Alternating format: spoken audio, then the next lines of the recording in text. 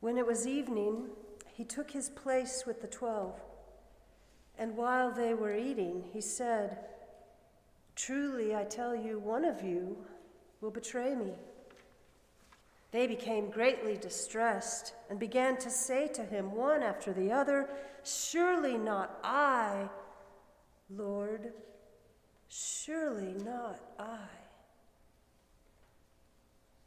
He answered, "The one who has dipped his hand into the bowl with me will betray me.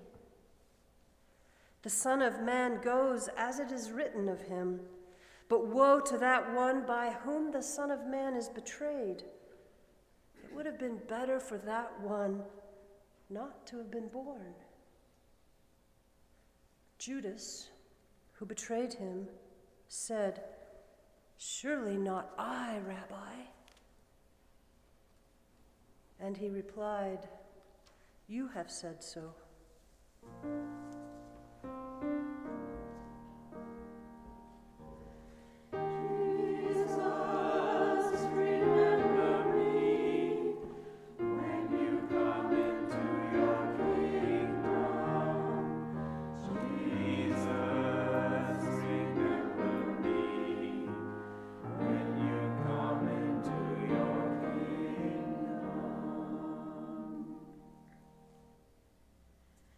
Then Jesus said to them, "You will all become deserters because of me this night. For it is written, I will strike the shepherd, and the sheep of the flock will be scattered. But after I am raised up, I will go ahead of you to Galilee." Peter said to him, "Though all become deserters because of you, I will never desert you." Jesus said to him, "Truly I tell you, this very night, before the cock crows, you will deny me 3 times. Peter said to him, "Even though I must die with you, I will not deny you." And so said all the disciples.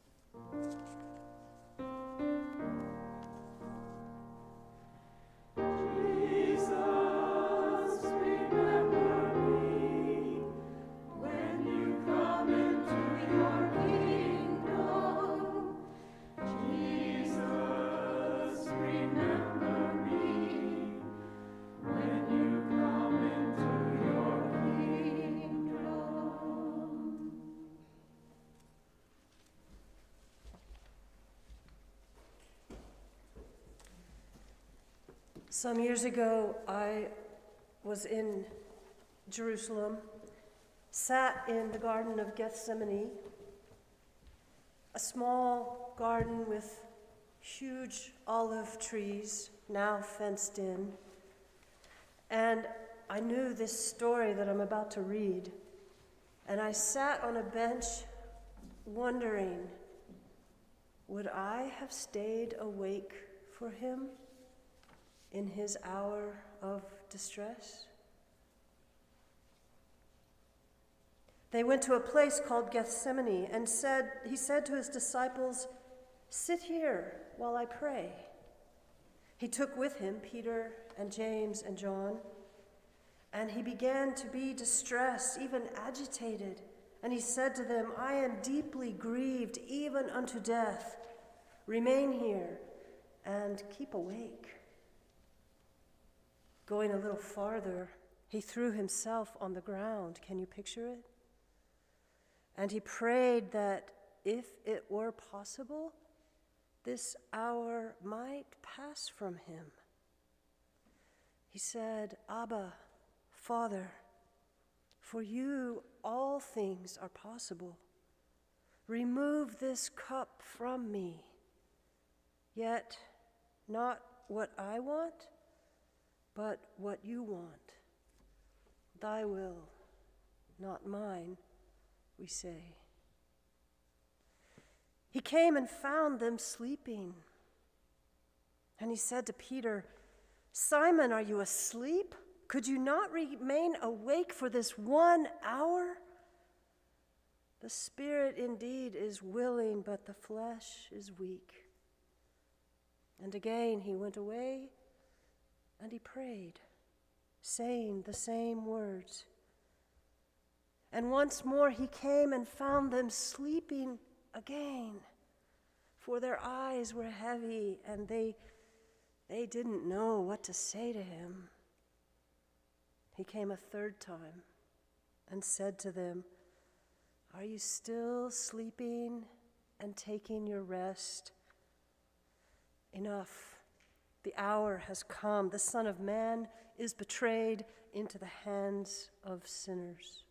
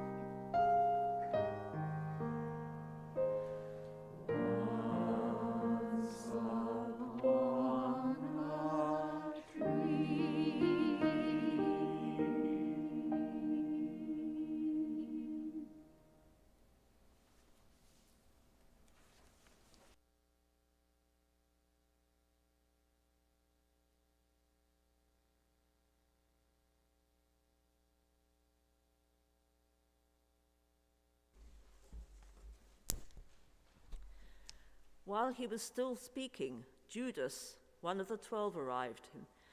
With him was a large crowd with swords and clubs from the chief priests and the elders of the people. Now the betrayer had given them a sign, saying, "The one I will kiss is the man. Arrest him." At once he came up to Jesus and said, "Greetings, Rabbi," and kissed him. Jesus said to him, "Friend, do what you are here to do." Then they came and laid hands on Jesus and arrested him. Suddenly, one of those with Jesus put his hand on his sword, drew it, and struck the slave of the high priest, cutting off his ear. Then Jesus said to him, Put your sword back into its place, for all who take the sword will perish by the sword.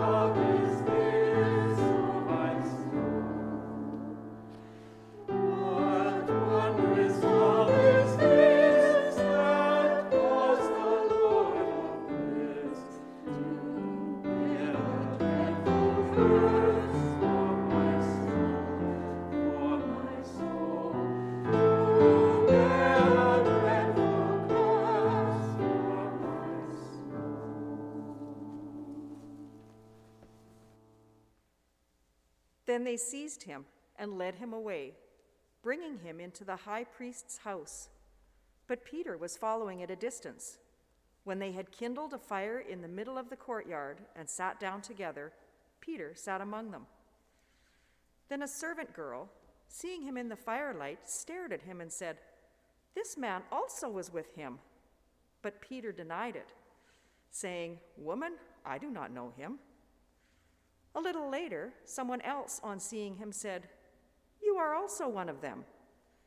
But Peter said, "Man, I am not." Then, about an hour later, yet another kept insisting, "Surely this man also was with him, for he is a Galilean." But Peter said, "Man, I do not know what you are talking about." At that moment, while he was still speaking, the cock crowed. The Lord turned and looked at Peter. Then Peter remembered the word of the Lord, how he had said to him, "Before the cock crows today, you will deny me 3 times." And he went out and wept bitterly.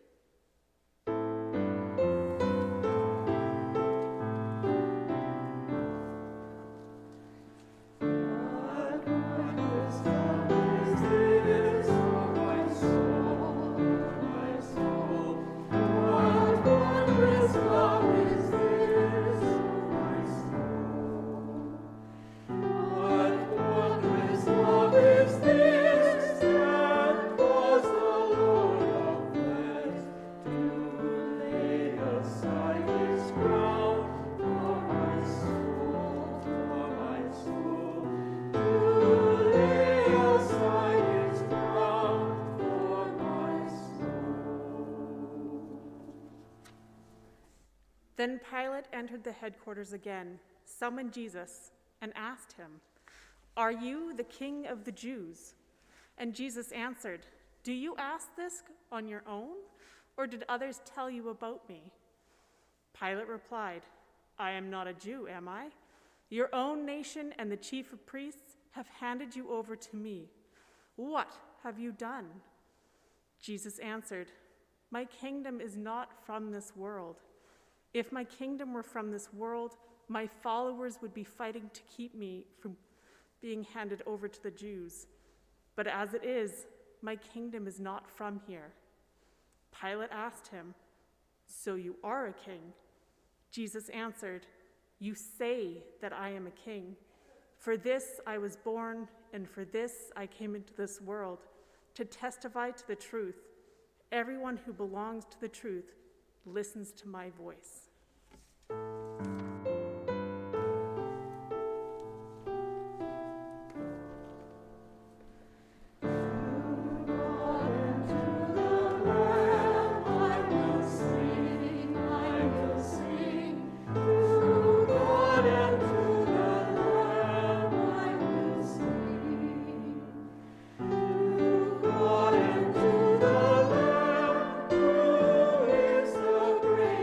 am.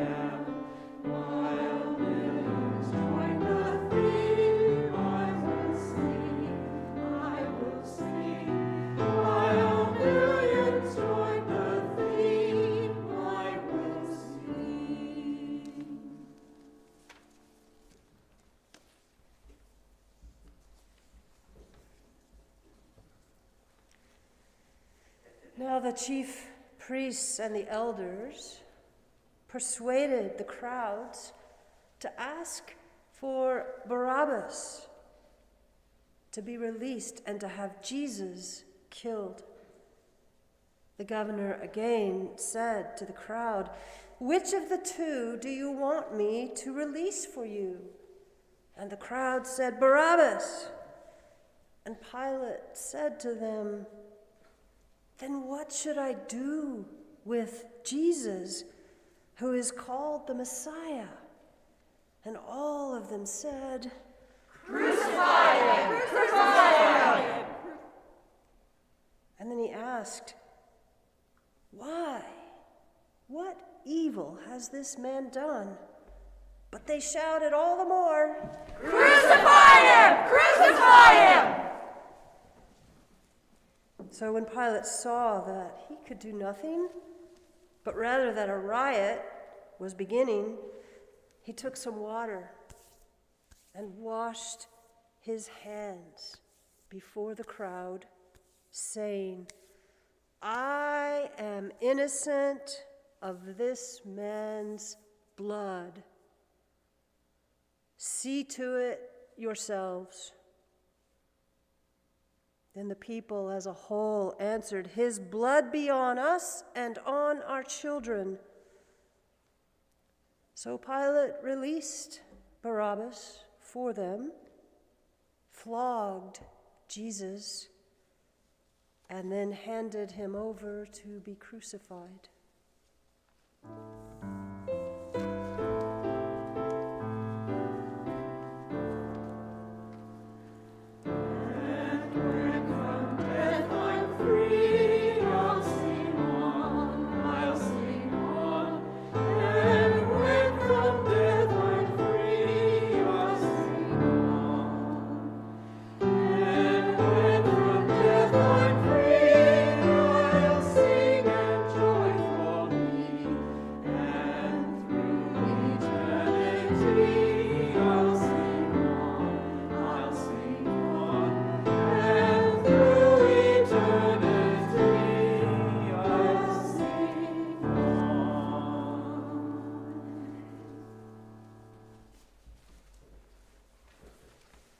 Then the soldiers led him into the courtyard of the palace, and they clothed him in a purple cloak.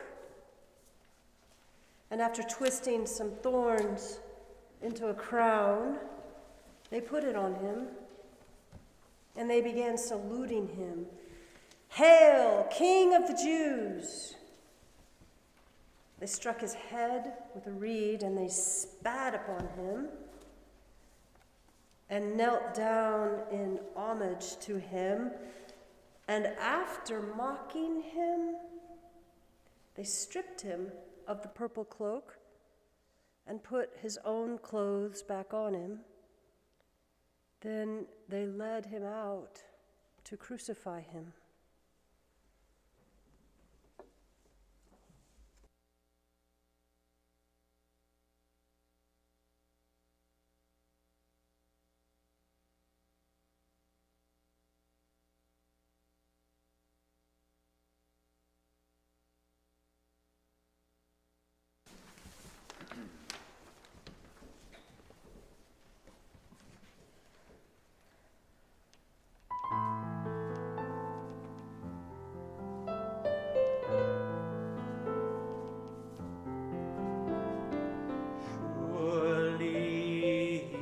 Has borne our griefs. Surely he has borne our sorrows. He was wounded for us, bruised and rejected for us. The chastisement of our sin was placed on him.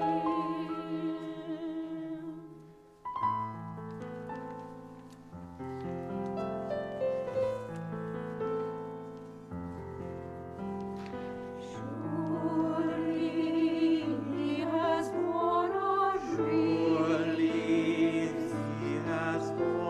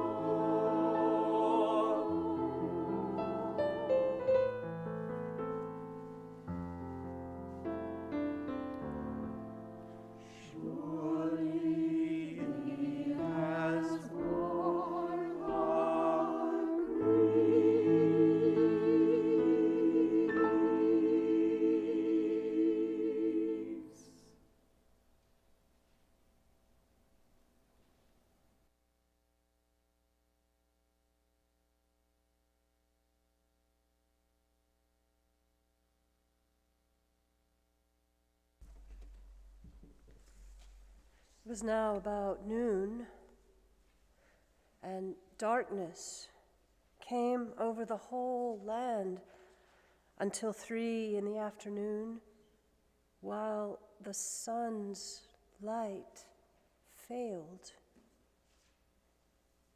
And the curtain of the temple was torn in two. Then Jesus, crying with a loud voice, said, "Father, into your hands I commend my spirit." Having said this, he breathed his last.